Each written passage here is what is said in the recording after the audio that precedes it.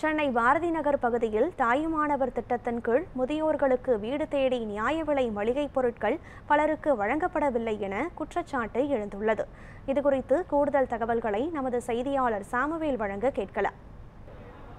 தாயுமானவர் திட்டத்தின் கீழாக முதியோர்களுக்கு வீடு தேடி மளிகை பொருட்கள் வழங்கப்படும் என தமிழக அரசு தெரிவிக்கப்பட்டிருந்த நிலையில் பல்வேறு பகுதிகளில் இந்த தாயுமானவர் திட்டத்தின் கீழாக வீடு தேடி ரேஷன் பொருட்கள் வரவில்லை என ஒரு குற்றச்சாட்டானது தொடர்ந்து வந்த நிலையில் தற்பொழுது நாம் சேப்பாக்கம் பாரதி நகர் பகுதியில் இருக்கின்றோம். இந்த பகுதியில் பார்த்தோம்னா இந்த தாயுமானவர் திட்டத்தின் கீழாக தற்பொழுது இங்கே இருக்கக்கூடிய முதியோர்களுக்கு வீடு தேடி இந்த மளிகை பொருட்களானது தமிழக அரசால் வழங்கப்பட்டு வருகிறது. இதை கண்காணிக்க மாநகராட்சி அதிகாரிகளும் மற்றும் அதே போல் உணவு பாதுகாப்பு அதிகாரிகளும் இங்கே ஆய்வானது மேற்கொண்டு வருகின்றனர். அந்த காட்சி நம்மால் பார்க்க முடிகிறது. இதனால் வயது சென்றவர்கள் மாதந்தோறும் தங்களது வீட்டுக்கு தேடி இந்த ரேஷன் பொருட்களானது வழங்க வேண்டும் எனவும் இது தடையில்லாமல் நடக்க வேண்டும் என்றும் பொதுமக்களுடைய கோரிக்கையாக இருக்கிறது.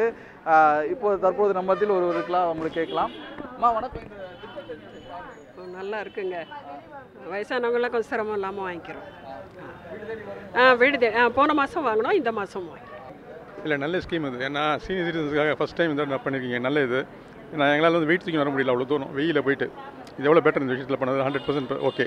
நல்ல ஸ்கீம், கண்டினியூ பண்ணால் நல்லது. தேங்க்யூ.